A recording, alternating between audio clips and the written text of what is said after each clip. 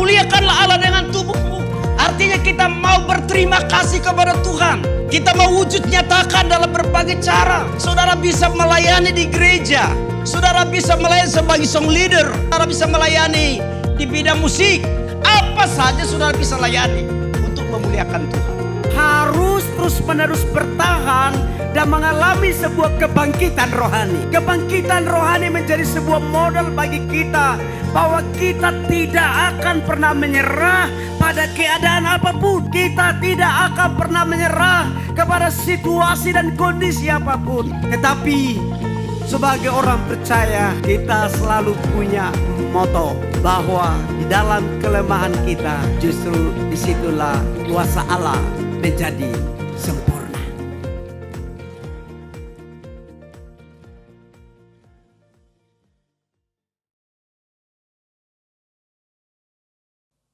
Shalom, selamat hari Minggu. Apa kabar Bapak Ibu? Hari ini dimanapun Bapak Ibu berada, di rumah-rumah ataupun dimanapun, saya mengajak kita untuk sama-sama mengucap syukur. Sebab Tuhan kita itu baik. Amin.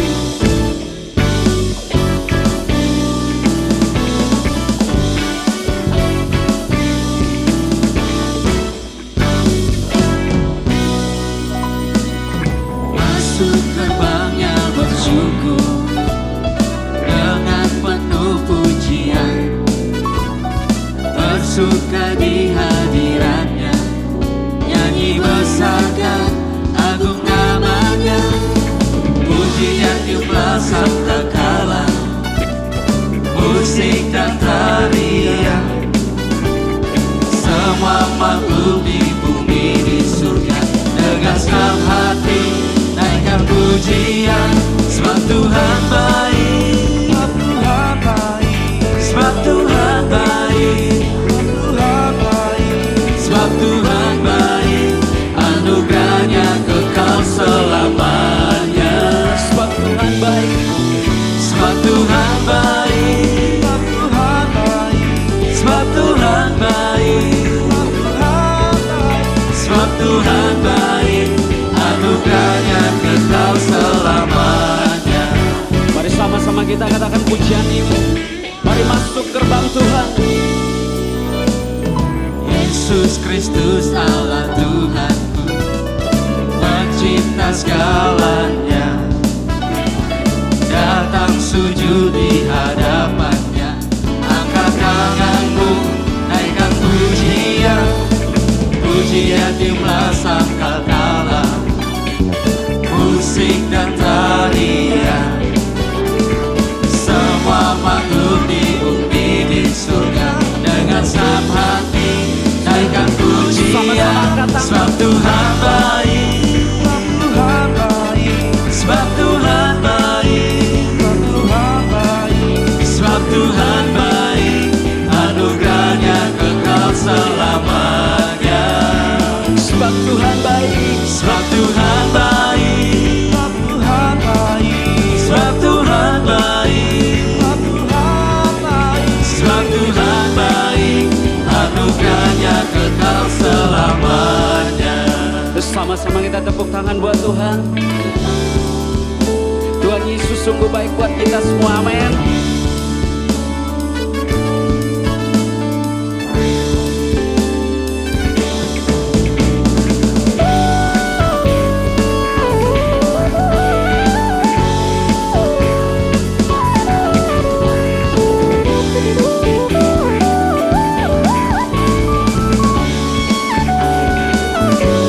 Sama-sama kita lambaikan tangan kita.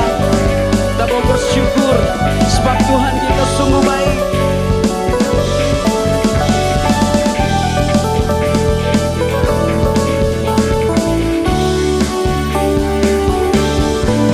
Sebab Tuhan baik, Sebab Tuhan baik, sebab Tuhan baik, sebab Tuhan baik. sebab Tuhan baik, anugerahnya kekal selamanya. Sebab Tuhan baik, Sebab Tuhan baik, sebab Tuhan baik, sebab Tuhan baik, sebab Tuhan baik. sebab Tuhan baik, anugerahnya kekal selamanya. Sebab Tuhan baik,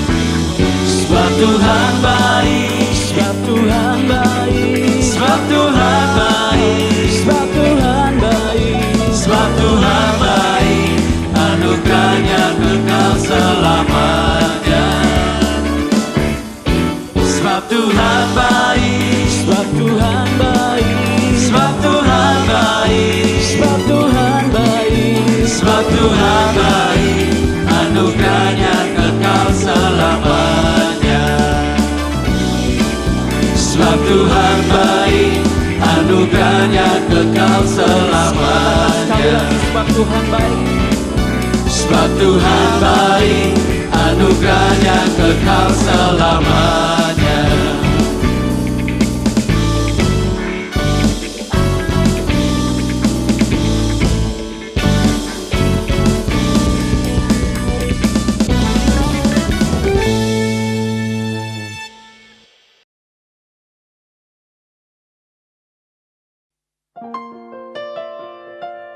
terima kasih Tuhan Yesus. Kami bersyukur Tuhan. Kami mau lebih lagi Tuhan, lebih dalam lagi untuk mengasihi Engkau. Terima kasih Yesus. Tak akan pernah ku sesali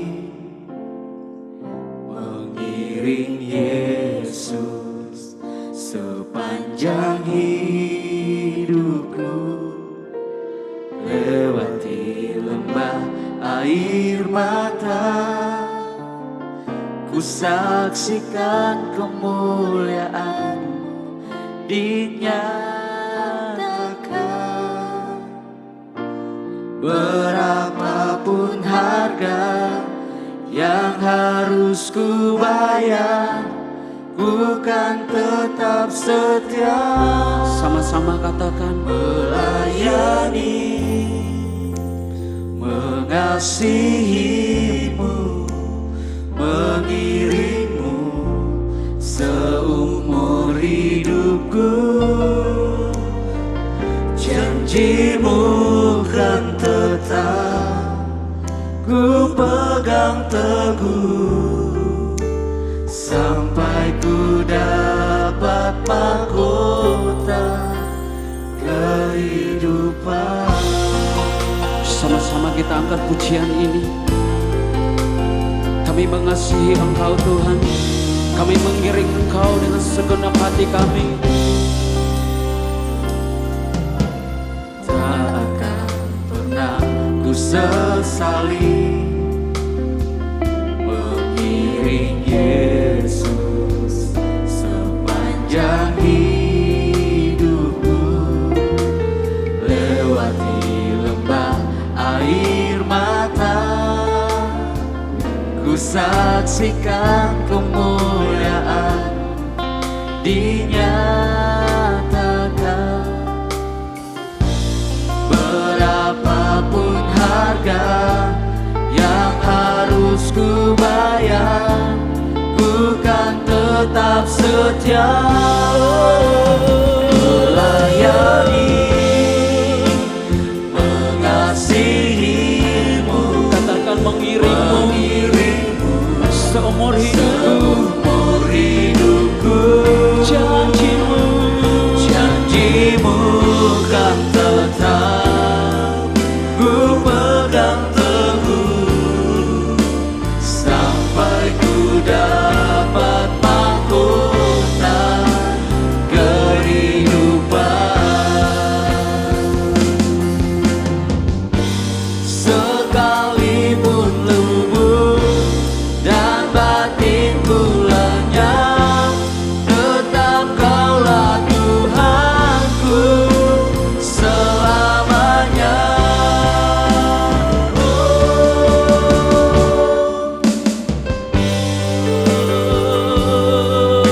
Yesus, kami sembah Kau Tuhan. Tetap kami sembah Kau Yesus. Kami mengiring-Mu Yesus. Kami melayani-Mu Tuhan. Oh, Melayani, kami mengasihi-Mu, mengasihi-Mu, mengiring-Mu Tuhan. mengiring-Mu Yes Lord. seumur hidupku. Janji-Mu kan tetap ku pegang teguh, sampai ku dapat mahkota. Melayani, mengasihi-Mu,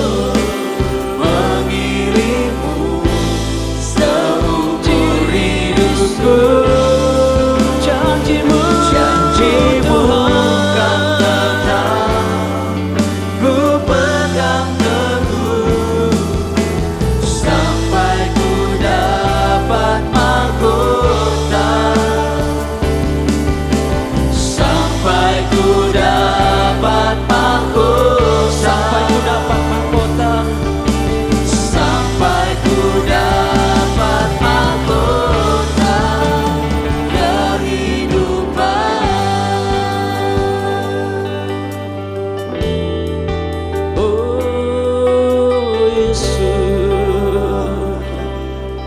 Terima kasih Tuhan. Kami sudah naikkan setiap ucapan syukur kami. Kami naikkan setiap pujian dan penyembahan kami. Dan saatnya Tuhan kami mau mendengarkan firman-Mu. Biarlah Engkau berbicara buat setiap kami. Urapi kami semua Tuhan Yesus. Urapi hamba-Mu yang akan Engkau pakai untuk menjadi berkat buat kami Tuhan. Kami minta Roh Kudus-Mu terus bekerja buat kami. Supaya apa yang kami dengar Tuhan akan kami terima Tuhan. Dan biarlah lewat firman-Mu Tuhan kami dapat bertumbuh, berakar dan berbuah dimanapun kami berada Tuhan Yesus. Terima kasih Bapa, di dalam nama Tuhan kami Yesus Kristus. Haleluya, amin. Bapak Ibu yang kekasih dalam Tuhan, hari ini saya mengajak kita untuk membuka ayat dalam Yohanes pasal 20, ayat yang ke 27 sampai ayat yang ke 29. Mari kita akan buka bersama-sama, saya bacakan. Kemudian ia berkata kepada Thomas, taruhlah jarimu di sini dan lihatlah tanganku. Ulurkan tanganmu dan cucukkan ke dalam lambungku. Dan janganlah engkau tidak percaya lagi, melainkan percayalah. Thomas menjawab dia, ya Tuhanku dan Allahku. Kata Yesus kepadanya, karena engkau telah melihat aku, maka engkau percaya. Berbahagialah mereka yang tidak melihat, namun percaya. Haleluya, haleluya, haleluya. Salam sejahtera dalam nama Tuhan Yesus Kristus. Saudaraku yang kekasih dalam Tuhan, hari ini saya mau berbicara soal hal yang masih berkaitan dengan Yesus menampakkan diri. Tetapi ada satu figur, satu tokoh yang saya mau bicarakan adalah mengenai Thomas. Ya, Thomas. Ada apa dengan Thomas? Judul saya. Ada apa dengan Thomas? Ya. Saudaraku yang kekasih, ada banyak sekali nama Thomas. Ada Thomas Müller sebagai penyerang dan juga gelandang di klub di Jerman. Wah, Thomas Müller itu luar biasa, ganteng lagi, bule lagi.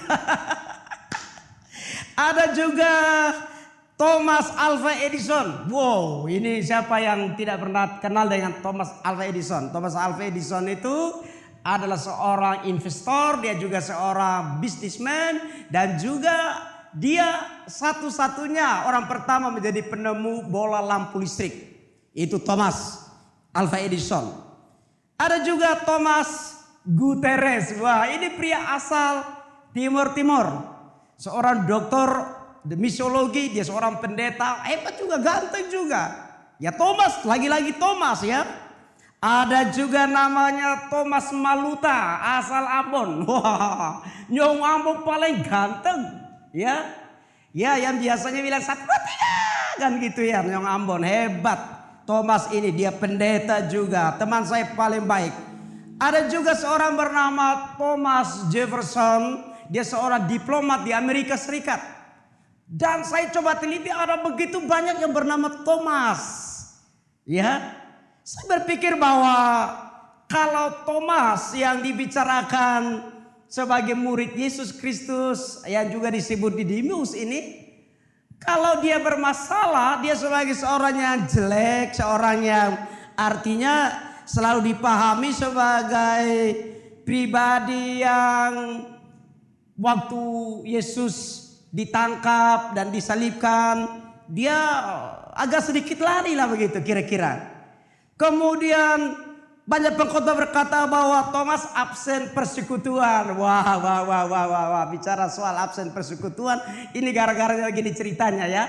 Ceritanya itu waktu Yesus datang pada pertemuan pertama dengan murid-murid yang lain, Thomas tidak ada. Jadi sehingga dikatakan bahwa Thomas kehilangan berkat, Thomas kehilangan damai sejahtera, kehilangan, Thomas tidak dapatkan bagian daripada Roh Kudus dan seterusnya. Ya karena Thomas absen persekutuan. Katanya karena dia absen persekutuan, ini ciri-ciri orang gak baik ini gitu ya. Lalu Thomas ini juga disebut Thomas yang skeptis ya, Thomas yang main ragu-ragu.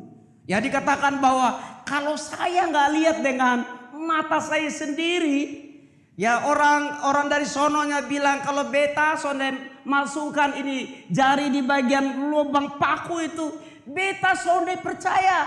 Wah itu bahasa Kupang, jangan ikut-ikut bilang sonde ya. Beta tidak percaya, beta itu lagi orang Ambon lagi. Ya tidak percaya katanya. Kalau lalu dikatakan, apakah Thomas ini tidak mikir ya bahwa selama dia bersama-sama dengan Yesus ada banyak mujizat terjadi. Ya kenal banget dengan Yesus. Cerita Yesus mengatakan bahwa nanti pada hari yang ketiga dia bangkit dari antara orang mati. Kemudian sudah diberitahu oleh wanita-wanita ini. Tapi Thomas ini lagi-lagi masih kurang percaya. Katanya si Thomas ini ragu-ragu. Terus Thomas ini butuh apa saudara? Ternyata Thomas ini butuh bukti. Nah saudaraku yang kekasih dalam Tuhan, kalau sebagai Thomas yang butuh bukti, berarti Thomas ini tidak mau jadi Kristen atau pengikut Kristus yang ece-ecean mungkin ya. Yang asal-asalan pokoknya, ayo ikut Yesus, ayo ke gereja, ayo nyanyi-nyanyi, hore-hore, lompat-lompat, macam-macam lah di situ ya. Lalu Thomas, ya kalau gitu saya juga ikut lah. Di sana ada Tuhan Yesus sudah datang. Wah semua ramai tahu-tahu kesananya bukan Tuhan Yesus. Cuman orang yang jenggotnya mungkin sama gitu ya. Ya katanya bule, jadi nanti rame-rame kesana. Jadi Thomas ini orang yang butuh bukti. Ya, tidak suka berita hoax. Dia maunya yang detail, dia maunya harus sesuai fakta gitu ya Thomas ya. Bagus sekali namanya Thomas ini. Tapi ada juga berkata Thomas ini pesimis karena apa? Waktu Yesus sudah dikubur, dia pergi, dia menyendiri. Ya dia udah gak pernah berpikir bahwa ada masa depan lagi. Harapan sudah tidak ada lagi karena Yesusnya yang dia andalkan itu udah mati, gak bakal bangkit-bangkit gitu ya. Sehingga dikatakan bahwa Thomas ini sangat pesimis. Kemudian lagi di mereka mengomentari bahwa Thomas ini juga ya pendiriannya tidak pernah stabil. Karena pada saat Yesus ditangkap dia juga lari, dia bersembunyi. Ada juga tidak suka berkumpul dengan teman-temannya lain saudaraku. Nah Thomas ini adalah Thomas yang disebut Thomas murid Tuhan Yesus Kristus ini. Adalah Thomas yang memiliki sikap tersendiri saudara. Ingat bahwa jadi orang Kristen itu harus benar-benar punya sikap. Kalau asal-asal ke gereja, asal-asal ikut Tuhan, lebih bagus tidak usah. Karena apa? Kalau orang model seperti ini sebentar datang cobaan sedikit aja udah mulai membles sana sini, cengeng sana sini, udah tidak bisa lagi. Tapi Thomas ini berbeda. Nah saya mencatat bahwa Thomas pernah menampilkan sikap pemberaninya, ya. Sangat-sangat simpati dan juga dia empati saudaraku. Itu Thomas. Pada saat kapan? Pada saat Lazarus mati. Ya, pada saat Lazarus mati yang dituliskan dalam Yohanes pasal yang ke-11 ayat yang ke-6. Lalu Thomas yang disebut Didimus itu berkata kepada teman-temannya, yaitu murid-murid yang lain, mari kita pergi juga dan mati bersama-sama dengan dia. Pergi untuk mati loh. Wah, ini pernyataan sikapnya ini benar-benar mungkin ya ikut-ikut temannya namanya Petrus gitu ya. Kalau Petrus pertama dia bilang, guru, kalau guru disalibkan kepala ke atas, saya mau disalibkan kepala ke bawah. Yesus saja waktu ditangkap saja Petrus ini dia malah lari, ditanya begini, kamu kan sama-sama dengan dia. Oh tidak, saya tidak pernah sama-sama dengan dia, saya gak kenal. Kamu kan juga orang Galilea. Wah enggak, saya sama sekali tidak pernah kenal dia. Itu dasar Petrus, makanya disebut tukang menyangkal. Jadi rupanya Thomas ini juga dia menampilkan sikap beraninya. Tapi apakah benar waktu mereka pergi lalu saat Lazarus itu sudah mati, dia juga mau ikut mati bersama-sama Lazarus? Tentu tidak. Kenapa? Karena dia percaya bahwa Yesus itu adalah kebangkitan dari hidup. Amin saudara. Kalau Yesus sudah datang, Yesus tinggal bilang simpel aja, kalian tidurkan dia di mana? Yesus tidak bilang dia sudah mati loh. Maria, Marta, dan semua orang bilang, dia sudah 4 hari dalam kubur. Yesus hanya bilang apa? Di mana kalian baringkan dia? Yesus pergi, dia bilang, Lazarus, keluarlah. Lazarus keluar. Jadi bagi Thomas itu ada bukti seperti itu. Tidak cukup berbicara bahwa sesuatu hal yang sangat simpel sebagai isapan jempol aja ya dan lain sebagainya itu kemudian mudah dipercaya. Tidak. Thomas itu orang yang pernah menyatakan empatinya. Dia juga menyatakan keberaniannya sebagai seorang yang punya sikap. Yang kedua, saudaraku yang kekasih dalam Tuhan, Thomas ini ditulis dalam Yohanes pasal 20 ayat 28. Mari kita baca aja dulu ya. Ya dari tadi belum buka ayatnya. Yohanes 20 ayat 28. Coba saya lihat ayat 28. Thomas menjawab dia, ya Tuhanku dan Allahku. Ya, saudara, semua murid-murid, baik mereka yang tadinya bercakap-cakap dalam perjalanan ke Emmaus, itu tidak ada yang bilang bahwa memberikan sebuah pengakuan bahwa Yesus itu adalah Tuhan dan Allah. Jadi Thomas menampilkan sesuatu yang berbeda. Thomas tidak ingin sama seperti teman-teman yang lain. Ya, tetapi Thomas dia berkata, dia sujud dan dia berkata, Tuhanku dan Allahku. Satu-satunya murid Yesus setelah Yesus bangkit dari antara orang mati dan menampakkan diri. Pribadi inilah yang dianggap ragu-ragu. Pribadi inilah yang dianggap skeptis, pesimis, tidak punya pendirian dan lain sebagainya. Tapi sekali Thomas menyatakan sikapnya, itu sangat-sangat up to date. Dia berkata, Tuhanku dan Allahku. Ya Tuhanku dan Allahku. Saudaraku, intinya di sini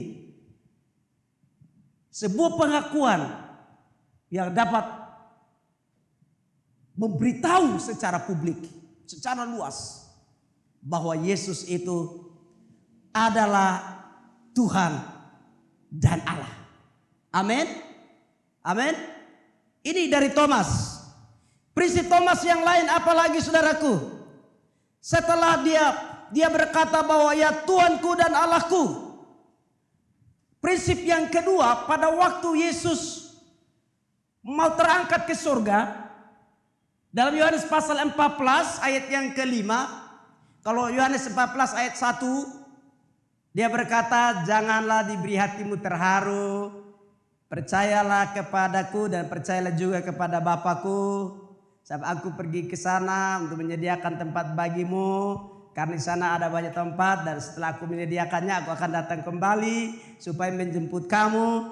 Dan di mana aku berada di situ pun kamu berada. Nah, Thomas ingin cari tahu lagi karena ini antara masa waktu dia menyebut Yesus itu sebagai Tuhan dan Allah, dan kali ini ada fase yang berikutnya yaitu Yesus mau terangkat ke surga. Ya. Thomas lagi-lagi dia berkata dalam Yohanes pasal 14 ayat yang kelima. Saya baca buat saudara. Yohanes 14 ayat yang kelima. Kata Thomas kepadanya, Tuhan, kami tidak tahu kemana engkau pergi. Jadi bagaimana kami tahu jalan ke situ? Saudaraku, Thomas ini ingin memastikan iman dia. Thomas ingin untuk memastikan bahwa dia waktu memberikan pengakuan kepada Yesus Kristus sebagai Tuhan dan Allah. Kali ini Yesus mau berbicara tentang bagaimana kehidupan kekal. Bagaimana menuju ke surga. Thomas butuh Yesus tunjukkan jalan itu.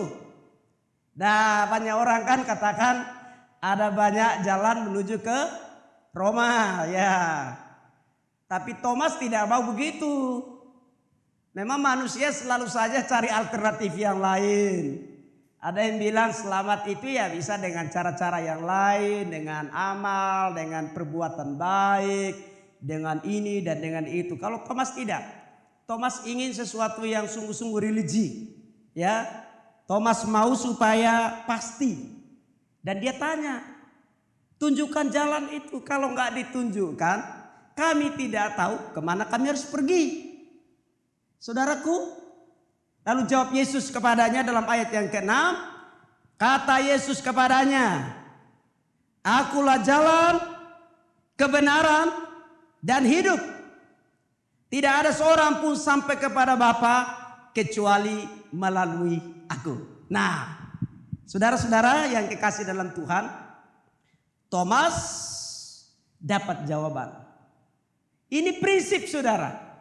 Jadi Thomas menunggu sampai Yesus Kristus harus berbicara lagi kepadanya. Ya, kalau cuman waktu awal-awal menampakkan diri kemudian mengucapkan salam jangan takut, damai sejahtera bagi kamu dan lain sebagainya, itu bagi Thomas itu ya nggak apa-apa, sudah biasa kok karena Yesus itu sudah terbiasa bicara seperti itu. Tetapi hal yang prinsip, hal yang memiliki kaidah iman yang sungguh saudara, Thomas mau sesuatu itu harus pasti. Nah saudara, kalau ada teman saudara bilang begini, di tempat di sana waduh ada mie goreng enak banget, ya harganya berapa? Pokoknya harganya itu harga kaki 5 tapi makanannya makanan hotel berbintang 3 katanya. Wow, dengan bahasa itu tentu banyak orang percaya. Mana ya. Saya juga mau pergi ke sana. Nah, tapi ada orang yang bilang kalau saya tidak makan dan saya belum pernah merasakan mie itu, saya tidak akan percaya pada omonganmu. Ya, karena apa? Saudaraku yang kekasih, nabi-nabi palsu, orang-orang yang banyak memberitahu tentang banyak hal mengenai hidup kekal, mengenai Tuhan segera datang pada tahun sekian dan tahun sekian, itu kan juga banyak orang ikut-ikutan percaya juga kok. Nah, butuh orang seperti Thomas, amin. Iman seperti ini adalah iman yang pasti. Paulus berkata bahwa kerjakan keselamatanmu dengan takut dan gentar. Di sini dimaksudkan adalah harus ada kepastian tentang imanmu. Kalau engkau percaya Yesus, percaya sungguh-sungguh. Amin. Harus yakin. Yesus berkata, Akulah jalan, kebenaran, dan hidup. Tidak ada seorang pun sampai ke sana.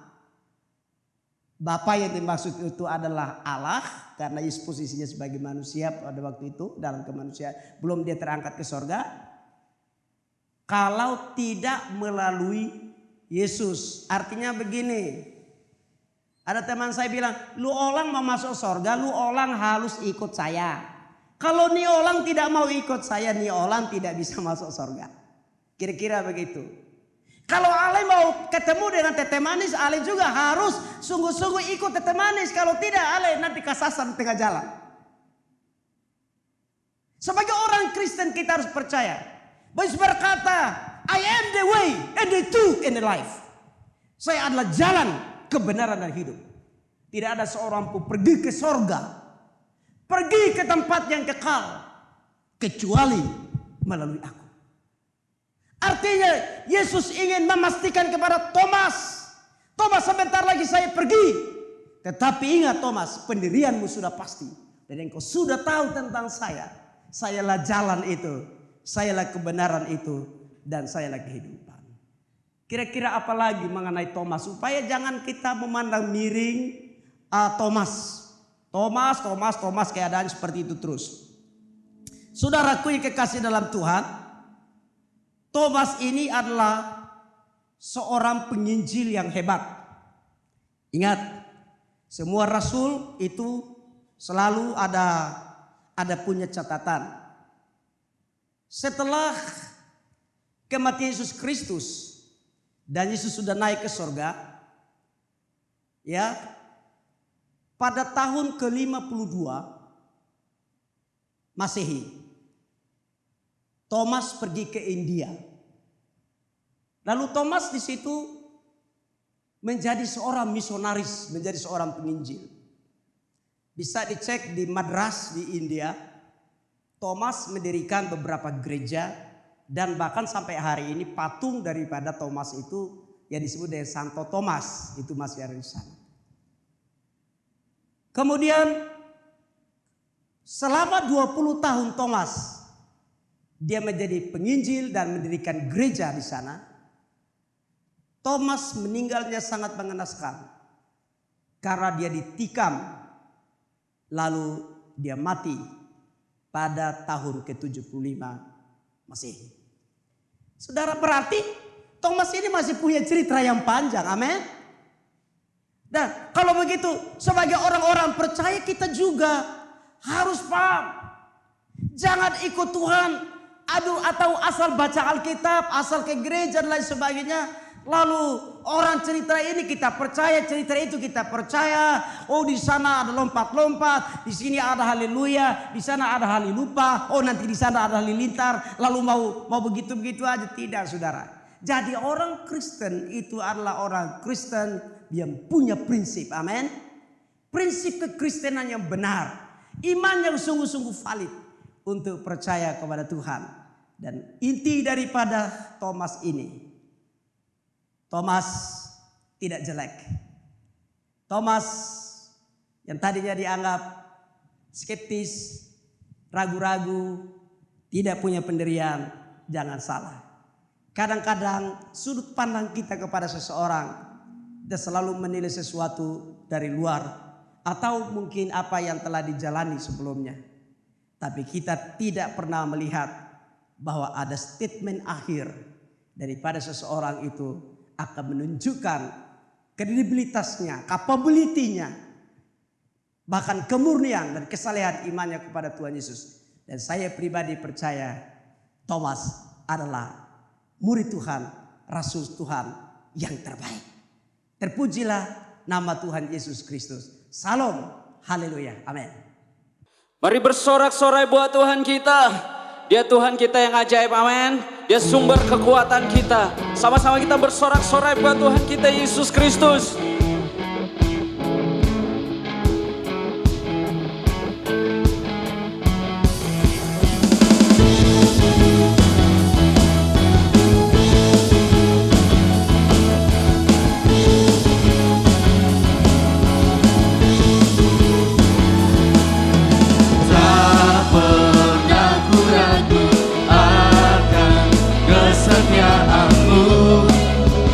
Pegang hidupku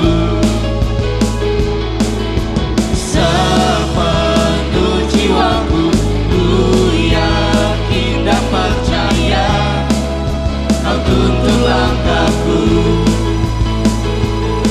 Yesus, Kaulah Raja dalam hidup, berkuasa berjaya untuk selamanya.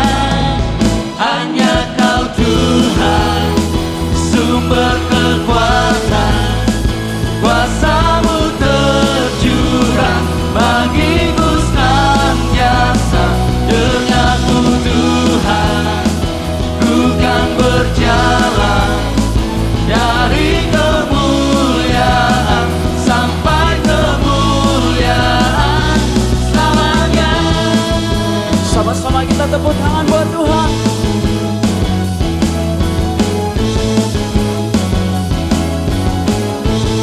Sama-sama katakan pujian ini. Tak pernah ku ragu akan kesetiaan-Mu. Kau pegang hidupku, Katakan sepenuh hati, sepenuh jiwaku, ku yakin dan percaya Kau tuntun langkahku. Yesus, Yesus kaulah Raja dalam hidupku, berkuasa berjaya untuk selamanya. Semuanya sama-sama. Hanya Kau Tuhan, sumber kekuatan, kuasa-Mu tercurah bagiku senantiasa. Denganmu Tuhan, ku kan berjalan dari kemuliaan sampai kemuliaan selamanya.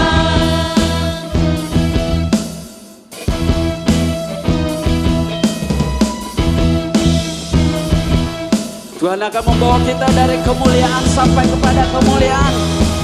Yuk.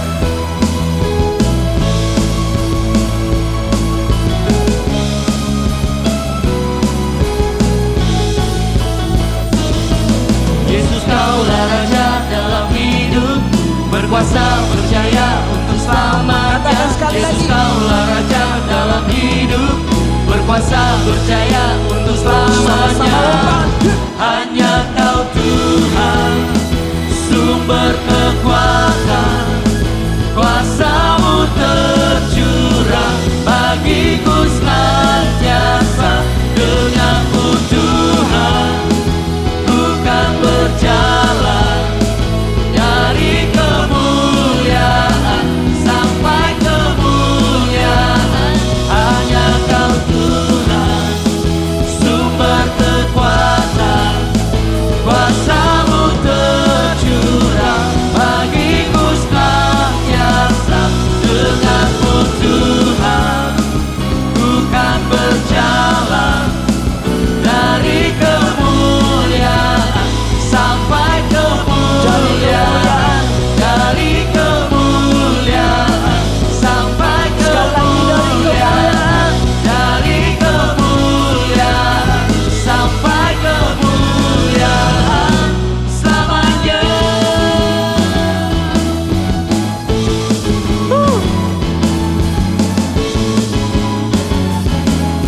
Sama-sama berikan sorak-sorai.